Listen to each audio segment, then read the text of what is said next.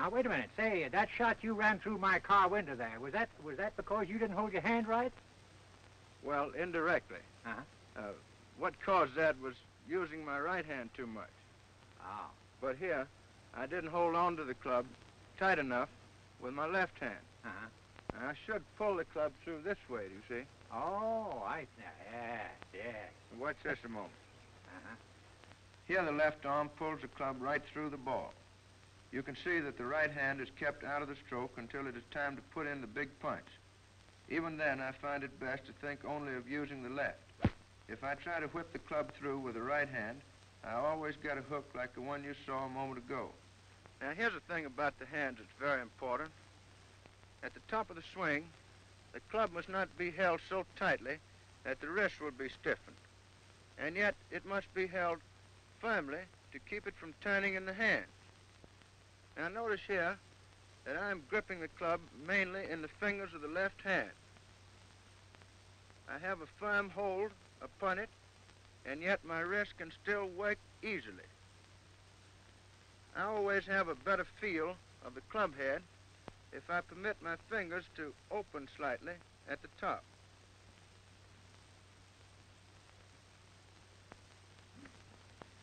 You can see here the elevation of my hands at the top of a full swing. This is a source of great power and is made possible again by a straight left arm. It is almost as though the left arm were pushing the club away from the body to give the swing a broad sweep.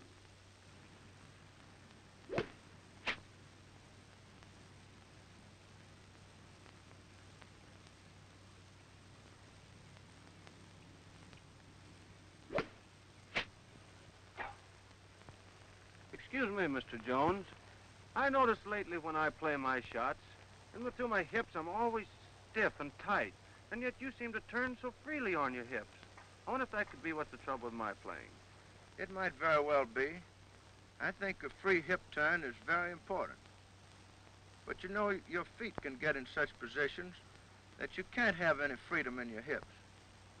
For instance, if I were to turn my left foot out more toward the hole, like that, I would find that my left leg was in such position that my hips could not turn freely going back. You see?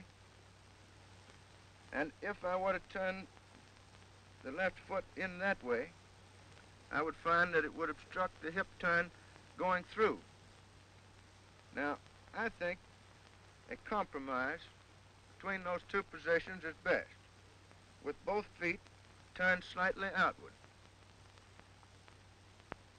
Now, when I stand that way, I find that my hips can turn freely both ways.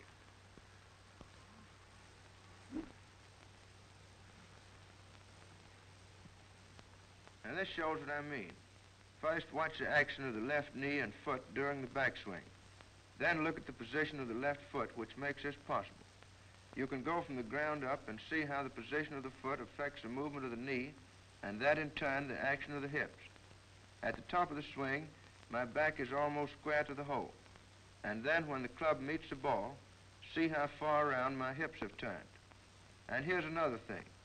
Notice where the right arm is just before impact, with the elbow quite close to the body and bent slightly. The left shoulder has been drawn up a little and the right down. This position shows clearly how the left side has been pulling.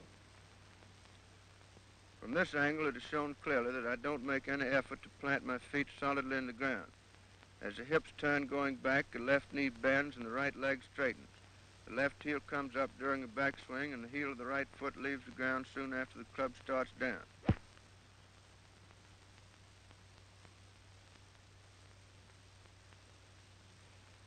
Now, if you look over to the left side of the picture, you will see the clubhouse in the distance. The next picture you will see was taken from the balcony of this clubhouse overlooking the green.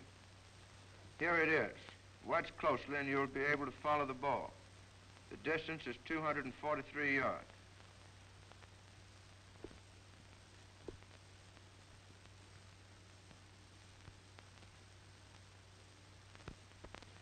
My swing is a sort of compromise between the flat swing of the old Scottish school, which brings the club around below the point of the right shoulder, and the upright style, which swings almost vertically upward above the shoulder.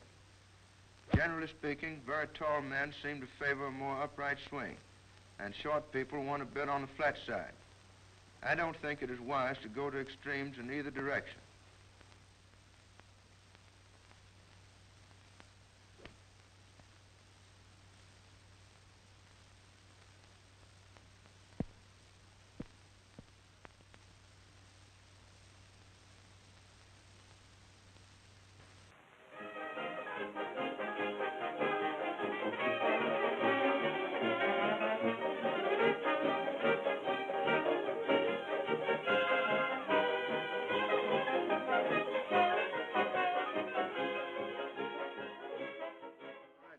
Sit down over here and let's go over this thing a minute.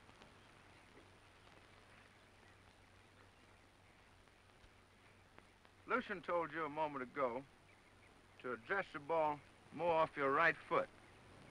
Now, I don't think that's good advice, and I'll tell you why. When you stand in front of the ball, this way, you must reach back in order to hit it. And that gives you a tendency to jump at the ball, instead of hitting it with a smooth stroke. Now, I find that I drive better if I stand back here, so that the ball is about opposite my left toe. In that way, my weight is behind the shot, and I can hit through the ball. And watch it. You see, I don't have to shift my weight during the backswing because it is already back where it can get into the shot. When I start the club down, every part of my body starts moving toward the ball. If this were not true, I should lose a great deal of power from a stroke. This view of the feet may illustrate better what I mean. This shot was hit hard, and you can see the left heel come down as the weight begins to move forward. And at the finish, the right foot is supporting practically no weight at all.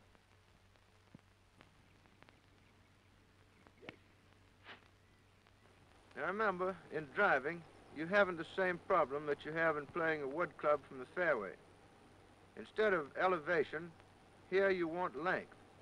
You want to strike the ball so that it will keep on going after it hits the ground.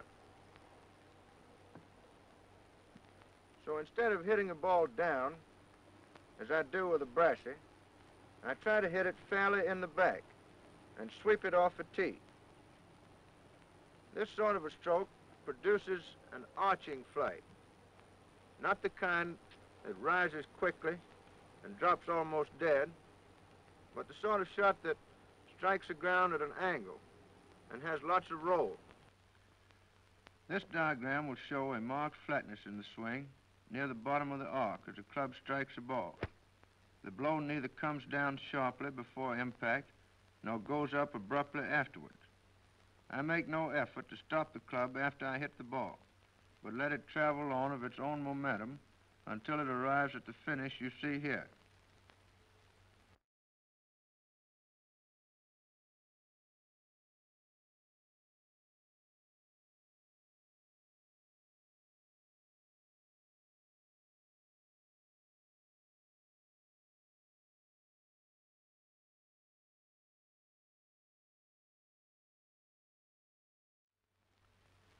Now, I want you to notice that the shaft of the club at the top of the swing is not parallel to the line of play.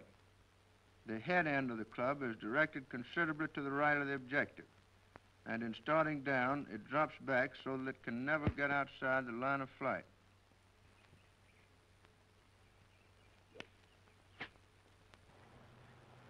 Now, Mac, you were telling those fellows a while ago that you couldn't drive this new ball.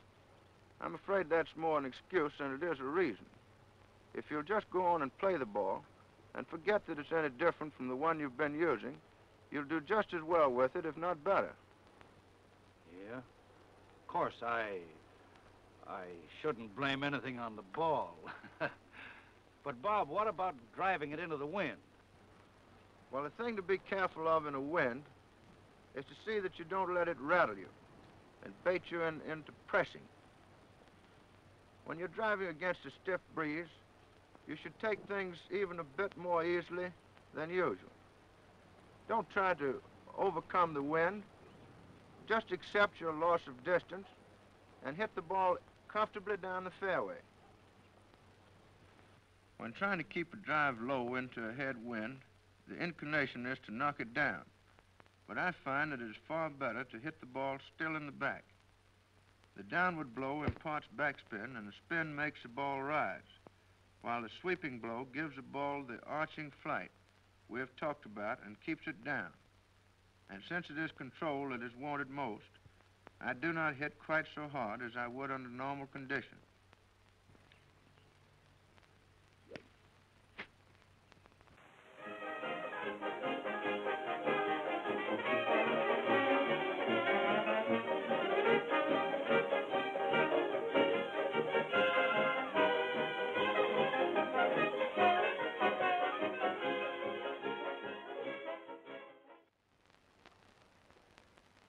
Too bad, Bob. The tree is right in front of you. I guess you can see it, though. Yeah, it looks like I'll have to hook around it, Joe. Be number one. Hmm?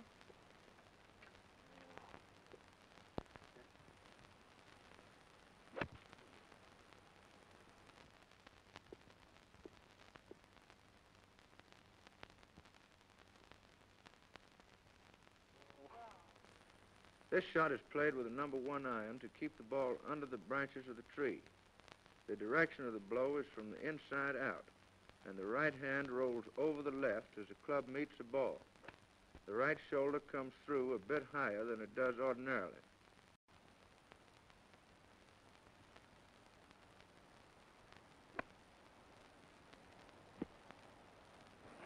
There's yours in the ditch. Thanks, Joe.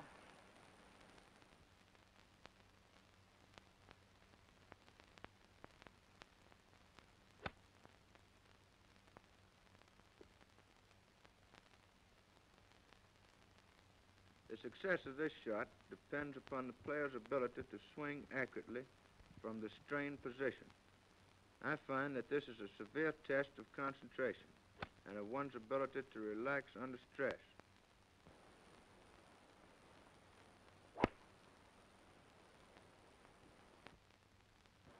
In the grass.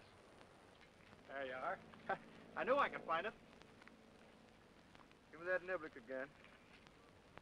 It's getting kind of hot, isn't it, that niblick? About worn out.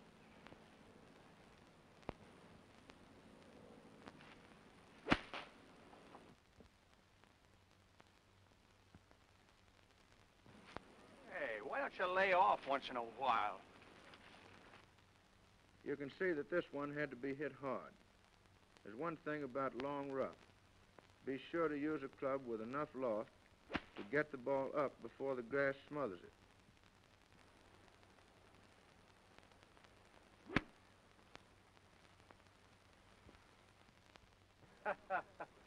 That's too bad, Bob.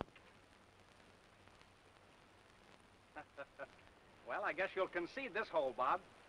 No, I think this might be an interesting shot, Joe. What, you're going to shoot it? Certainly. You're facing the wrong way. Here's the green, Bob. Yes, and you're in my way, too. Here, Joe. Come on.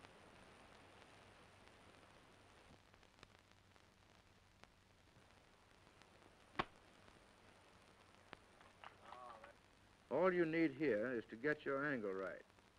I use a lofted club and strike under the ball so that it will rebound over the face of the club without touching it. If you get close to the hole, you are lucky, of course, but there's always a chance.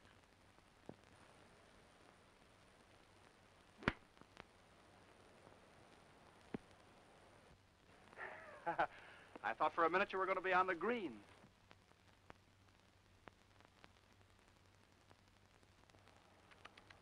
What about me? I'm doing all the heavy work.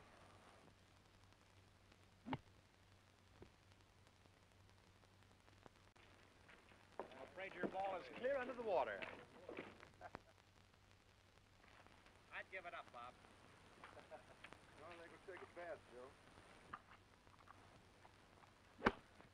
This is another test of concentration. The shot is played just like an explosion from sand, taking the water behind the ball. The most difficult thing for me is to keep my eyes open when I hit the ball. I've had them filled with mud and water too often.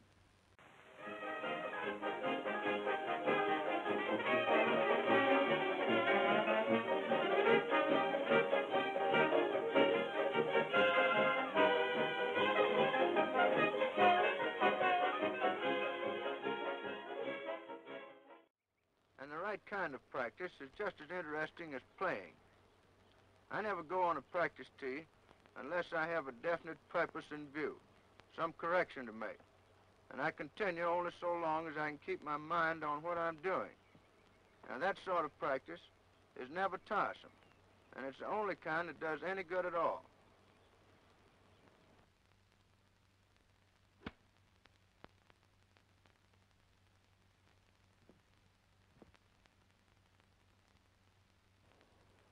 Mr. Jones, I noticed when you played that mash and niblick shot that the ball broke from right to left, had a little hook on it. Will that kind of shot stop just as quickly as one played the other way from left to right? Yes, it will, for all practical purposes, whenever I'm able to take anything like a full swing with a club. Sometimes, on a very short shot, when it is necessary to stop the ball very quickly, I lay the face of the club off a bit and cut across the ball slightly. But I find with every iron club, for a shot longer than the one I'm playing now, I have better control if I play the shot from right to left, because it doesn't fly so high.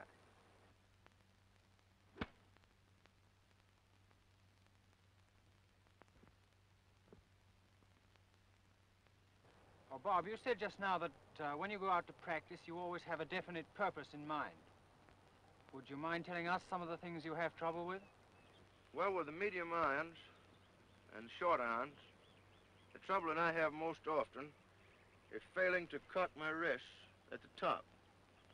I'm inclined sometimes to hang on to the club a little bit too tightly so that I don't get that nice rhythm.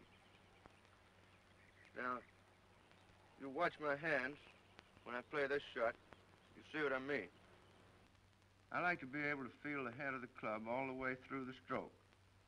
Unless I use my wrist freely, my swing loses all of its snap, and I have neither power nor control.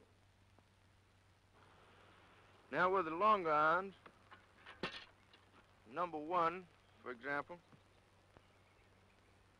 I sometimes find myself snatching the club back. Take it back so fast that it upsets the balance.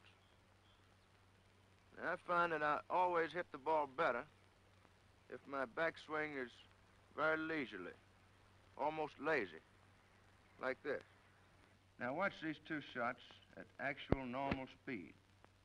At the top of the swing, you'll observe that for a fraction of a second, there's a pause as the club changes direction.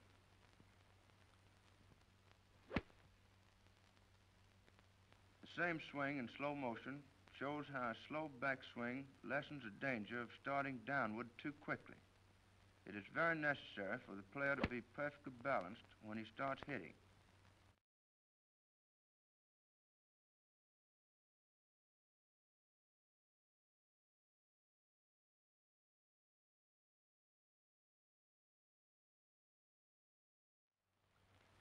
Of course, Tony, I don't mean to say that the things I've been discussing apply only to the particular clubs I've been using.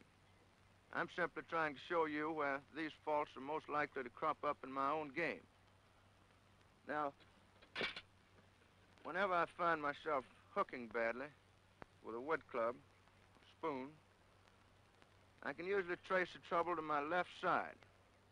I find it resisting the stroke instead of actually leading it through the ball, like this. In this swing, a turn of the hips is free and ahead of the rest of the stroke. Whenever the left hip locks itself or refuses to move out of the way, it keeps the left side and arm from pulling through as they should. I like to feel that I'm hitting a backhand blow, with the right hand catching up with the left only at impact. Mr. Jones, I notice that your backswing is very long. Do you think there's any danger for the average player in swinging back too far? No, I don't. I think the average golfer would be far better off if he would forget all about overswinging.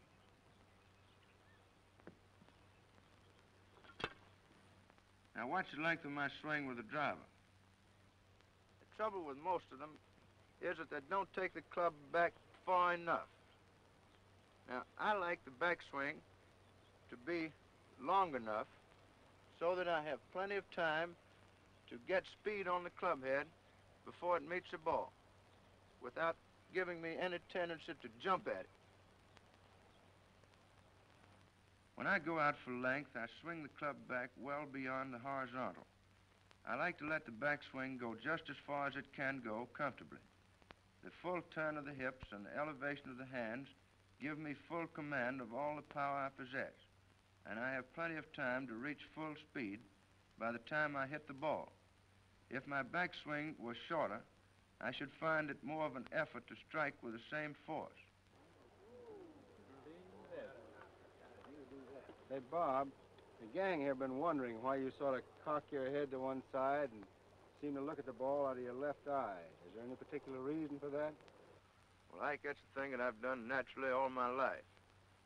I don't look at the ball with either my left eye or my right eye. I don't stare at any particular spot on it. I'm merely conscious of its location. I think that the position of my head is more important than any consideration of the left eye. Because if you'll notice my swing, when I hit the ball, my head is back this way. I simply find it easier to swing the club with my head in that position.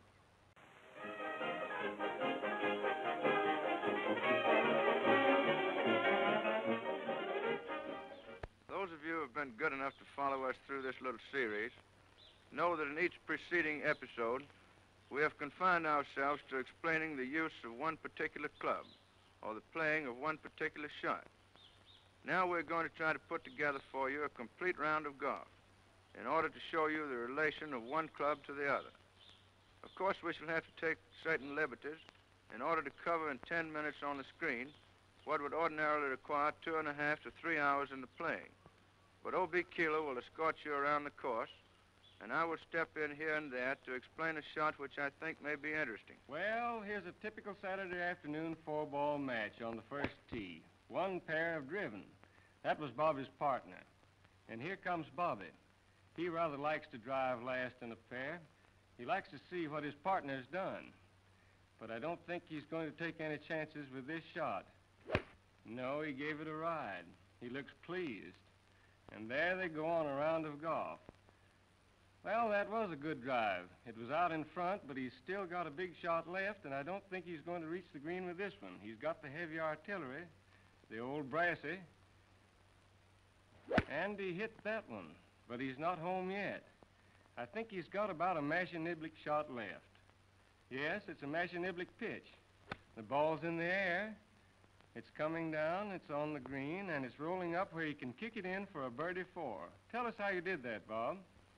Whenever I'm able to use anything like a full swing, I play a Mashiniblick in a perfectly straightforward way. That is, I make no effort to cut across the ball in order to stop it quickly. Notice that the club turns over normally after striking the ball, and that no effort has been made to keep the face open. It's a long ways to that green, and that looks a bit high. Big iron coming up.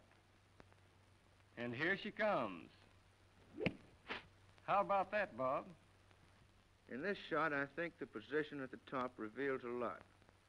The left arm is perfectly straight, and its full extension has made the arc of the swing very wide.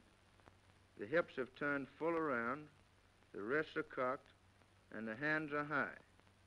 Each one of these factors means more power in the stroke. And notice that even when playing an iron, I use quite a long backswing. If you're smart, you'll never look at a regular shot from this angle. Boy, I'd hate to have to duck many like that one. Uh-oh, in a bunker, his pet shot. They ought to give him that one. I always play this shot with the face of my niblick laid off a bit, just to provide a factor of safety. There's plenty of wrist action in the stroke, and when the blade takes the sand back of the ball, the head of the club is doing most of the work. I like to fling the club head at the ball to avoid the shock which I feel if I grip too tightly. Must have shoved this drive out a bit, or else they moved the trees around in front of the ball. Another niblick shot. This has to go up fast and come down fast. We can see it better from here. There she comes, right over the trees, a high, steep pitch with lots of backspin. Didn't roll much, did it?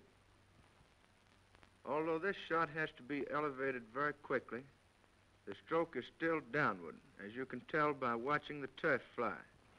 It is fatal to try to lift a shot like this. In putting, I think it helps to stand comfortably with the feet close together and the knees relaxed. I like to feel that my body is free to move if there should be the least need for it. I never like to hold it as in a vise. Of course, this putt is in slow motion, but I think the whole thing, the movement of the ball even, conveys just the impression I like to have before me, of the club sweeping the ball slowly across a fast green. Here's a one-shot hole, and Bobby is using a number 4 iron off the tee. 165 yards and 5 seconds in the air, and here's the ball on the green. Looks easy enough. In playing a shot like this, when I'm not hitting very hard, I have to be very careful of the left arm to see that it does not relax before impact. A full cock of the left wrist at the top of the swing helps me to do this. This is a full drive, and I want you to notice the length of the backswing. The club passes well beyond the horizontal at the top of the stroke. I like to tee the ball fairly high and hit it squarely in the back. I find that I get more length in this way than I do if I tee the ball lower and hit it down.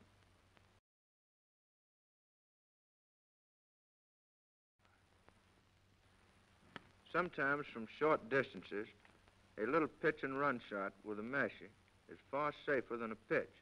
In playing this shot, the backswing should be comparatively long, and the ball should be swept along the ground.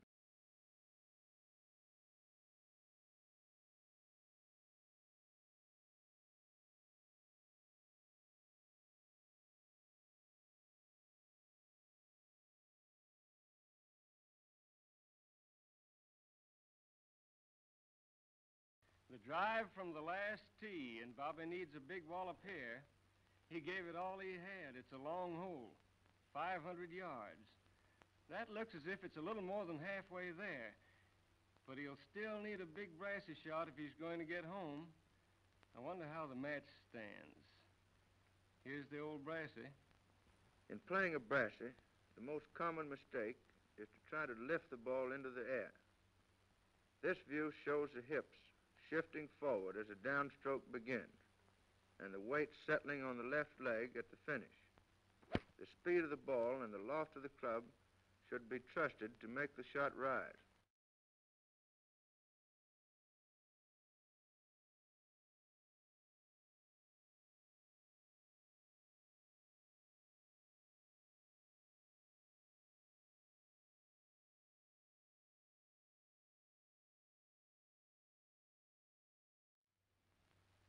And here she comes. Can you see the ball? Going over the bunker, onto the green. That Brassie shot was exactly 243 yards, and the ball is just a yard from the stick. I guess that's all. But I would like to say just a few more words before we go. The main title of this series has been How I Play Golf. This title was chosen carefully, and it was intended to mean something. For while I've tried to explain the methods which I employ in playing the various shots, I do not mean to insist that these methods are the only ones, or even that they are the best. But I do think that there are certain fundamentals which are the same for all golfers.